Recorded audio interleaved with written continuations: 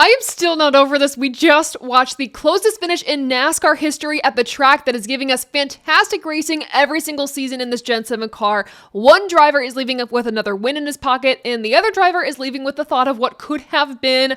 Let's break this all down.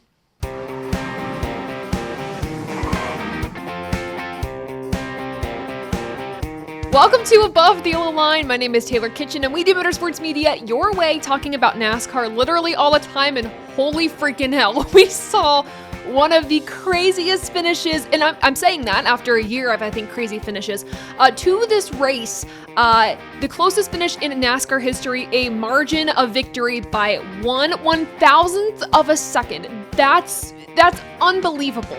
We almost didn't get this finish, and I was actually frustrated that we did get this finish because I thought we were going to have a fuel strategy type of race coming to the checkered flag with drivers like Kyle Larson, Denny Hamlin, and Chris Buescher basically conserving fuel until the end, and then Martin Truex Jr. was charging ahead, and that's what I thought was going to happen. And then Kyle Busch spun with around 7 to go, bringing out the caution, and then we had a green-white checkered race to the victory. And let me just break down this overtime finish for you all, because this was insane. Buescher had a really great launch off that top line, but Larson jumped to the inside, splitting Denny Hamlin. Denny Hamlin after the race said he thought that was going to happen. Then Buescher tries to block Larson. He's successful in this and pushes Larson up the track. Elliott, Truex, and Hamlin are 3 wide right behind them. This is where I think Buescher lost the race. He gave Larson way too much room up top. Larson was able to shoot to that top line. Buescher squeezed him up the track, but at that point, Larson had that position, and it was almost 4 wide coming to the start-finish line. The 5 and the 17 banged doors, coming to the checkered flag, another door bang, and there we have it, Larson just inching right ahead of that 17 car. Phenomenal, just an absolutely insane finish, barely by the smallest margin. Kyle Larson won this race, his second win of the season. Between the end of this race, going all the way back to Atlanta, we are getting spoiled with the ends of these races. And I will go back and just talk about real quick how we're very back and forth with how we all like this season of racing so far. The racing product has not been strong at short tracks, at super speedways in terms of fuel saving, at road courses in terms of just the aero package is just off. It's completely off. Kyle Larson said after the race, quote, "We all bitch about the package," talking about how, yeah, you guys are right. The package for a lot of these tracks aren't good, but when we go to these 1.5 miles, this Gen 7 car shines. Kyle Larson said in his post-race interview that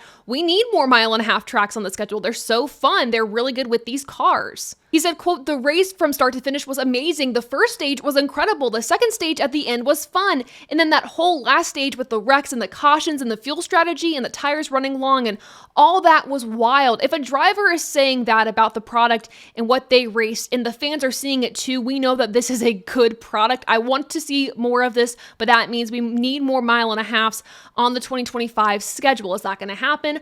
I don't know. But the fans who waited out the rain, it was like just over a 3-hour rain delay, truly did get their money's worth. What a fantastic race at Kansas. I'm not even going into the race rating yet, but kind of sums up my thoughts there. But you all, I so wish I was there. I'm very jealous. All this to say, though, I am gutted for Chris Buescher, who could have been the first Ford to win in all 3 NASCAR National Series. He was so close. He was celebrating in his car, and the crew was celebrating on pit road. And all of a sudden, NASCAR goes over the radio and says it was the 5. And again, by the slightest margin, you can see that front nose of Kyle Larson's number 5, HenderCars.com Chevrolet, just crossing the finish line right ahead. So gutted for Chris Buescher, but on a positive though, he had really good speed all day long. It wasn't just to start the race. It wasn't just at one point in the race. It truly was an all day long type of deal. So from my perspective from this race, seeing that one of the Fords, even 2 of the Fords, talking about Noah Gragson as well, had consistent speed outside of Ryan Blaney, that is a really good start. They're struggling at pretty much all of the tracks. They have good qualifying speed, but it doesn't always translate to race pace. This time, for at least 2 of those cars, it did. Probably 3 of them. We'll talk about our top 10 right now, but overall, gutted for Chris Buescher, but a really good result, exactly what they needed. So, of course, he finished in that second position. In the third position, Chase Elliott, again, benefited from that final overtime finish. Martin Truex Jr. as well in that 4th position. 5th, Denny Hamlin. Quite honestly, Hamlin and Buescher really benefited from some of those cautions with how their pit issues happened and things like that. Denny Hamlin lost multiple spots on pit road during the race at Kansas due to other cars getting in the way of his pit exit. Was not a fun time on pit road for that 11 team, but salvaged a top 5 day. Right after him is Christopher Bell. 7th, Alex Bowman. This was a race that I thought he had a potential to win at. I didn't really say that he was going to win this race. I just know that Kansas is very good to him.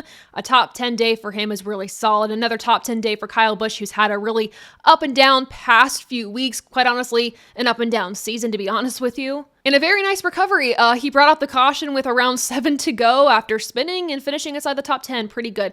Kind of killed the fuel strategy type of race that we had going on to the checkered flag, but I'm going to forgive him because we got, again, that amazing finish to the race. Right after him, we have Noah Gragson. I've already talked about Noah Gragson the past few videos that we've had and just singing the praises of how good he is doing at Stewart-Haas Racing. He just really blends in with that team so well, that whole organization so well, and he is the only driver out of the entire organization there in the Cup Series to finish inside the top 10 and quite honestly race inside the top 10 all day long. The rest of his team practically raced outside the top 20 the entirety of the event. Josh Berry, though, however, came home with a 15th place finish. Then Briscoe was 21st and Priest was 28th. So a rough day for everyone else. But again, Noah Gragson proving right now that he is the top dog at Stewart-Haas Racing. Again, I expect him to win potentially at some point this season or at least get into the playoffs or be very, very close. I know that's a lot of different options. That's not me being decisive, but I see really good things happening for Noah Gragson.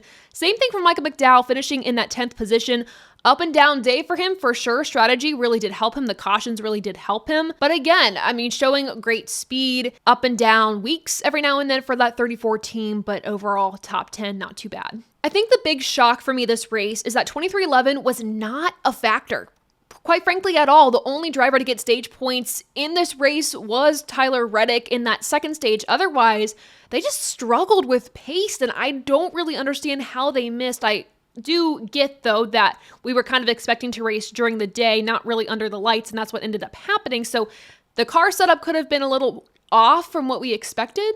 Regardless, Bubba Wallace qualified 23rd and Tyler Reddick qualified 15th. So right from the start of the weekend, they were way off. And unfortunately for Wallace, he was caught in another incident on track, not at all of his doing though. Around lap 186, we had a restart and then a caution. Denny Hamlin on that restart started falling back through the field. His car was way too tight. It caused a 4-wide situation between him, Logano, Cindric, and Bell. They were all squeezed up the track and Hamlin made contact with Cindric. Cindric got into the wall and he ricocheted off the wall, spun, collecting others like McDowell and unfortunately Wallace. And for Austin Cindric, I will say this as politely as I can, this has been an abysmal season. Not a season that you would expect from the Penske Perfect, the 2-car, not at all. This is a DNF adding to his season. And going through his results the past few weeks, I'm just going to read them off. Dover, 15th, Talladega, 23rd, Texas, 25th, Martinsville, Richmond, 23rd, Circuit of the Americas, 18th, Bristol, 31st, Phoenix, 36th, Las Vegas, 29th, Atlanta is where we have a top 5 with 4th, and then Daytona, 22nd.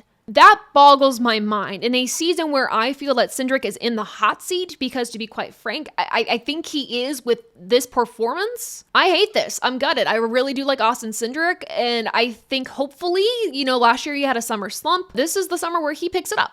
And he can ride off into the sunset for the rest of the season and not have to deal with these crappy finishes. But it's just not what we want for that 2-car. So unfortunate he was taken out of this race just by a 4-wide deal with a few other cars. I just hate this for that 2-car and that 2 team. So that was very negative. But let's go to a positive talking about this race as a whole, because just wow. I mean, this race was such a relief for me, and I think for a lot of you all too who've been really begging for some type of really good action out of this Gen 7 car this season, and we've definitely gotten it, but we've had, again, a lot of weeks in a row where we just haven't been happy with the product. And from stage 1, between those close battles with Ross Chastain, Christopher Bell, and just that really solid green flag run that we got, I think that's the best green flag run that we've seen this entire season with this Gen 7 car. Literally just phenomenal.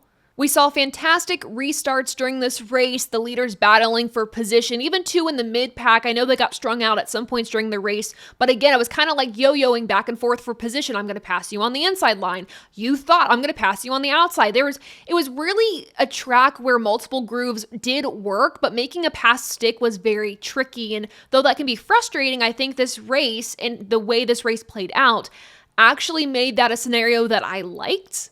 And we saw a lot of 4 wide, 5 wide racing, especially on that restart of stage 2, where Chris Buescher yet again threads the needle, and as Ross Chastain and Christopher Bell were fighting for the lead, had to check up a little bit, and everyone just kind of blew past them. Like, it was just incredible racing, and yes, we had some messy racing as well from that point on. Multiple cautions that kind of slowed down the action just a little bit, but then of course it picked right back up, and we had that incredible closest finish in NASCAR history. The fans definitely got their money's worth. The only thing hindering my race rating for this was that lull in between the race where we had all of those cautions. It really broke up the excitement, the action. That's why I'm grading this a 92%. Otherwise, if that didn't happen, I would be very confident in giving this race a 99%. But gotta be honest, but it was phenomenal. Again, a great race at Kansas. I wish I was going to the one in the fall, because I would love to. Don't think I can make that happen this year, but if I had the chance to go, I would die. It would be such a fantastic race to go to. If you're going to the one in the fall, you are so lucky, because again, this is just a phenomenal race, probably one of the best tracks that we have on the NASCAR circuit right now that serves this Gen 7 car so well. So just phenomenal racing. Let me know your thoughts on the race in the comments below, and any other NASCAR topics you want me to talk about this week on all social media platforms. And to find those social media platforms, make sure to check us out at AboveTheYellowLine.com, where you can also find some merch, and TobyChristieCom, where we will cover the breaking news stories throughout the week from the world of NASCAR and beyond. Make sure to join us this Thursday night, 7 p.m. Eastern Standard Time, to rank some Darlington throwback paint schemes. We have some really good ones this year, some maybe not so good ones. Nevertheless, we're going to rank them together. So join us again at 7 p.m. Eastern Standard Time on the TobyChristieCom YouTube, Facebook pages, as well as my Twitter page, where you can see us ranking them there as well. But everyone, thank you so much for watching this episode of Above the Yellow Line. Make sure to like this video, subscribe to the channel, and share this with your friends and family if you haven't done so already. Everyone, thank you all so much for the support, and until next time, I'll see ya. Bye.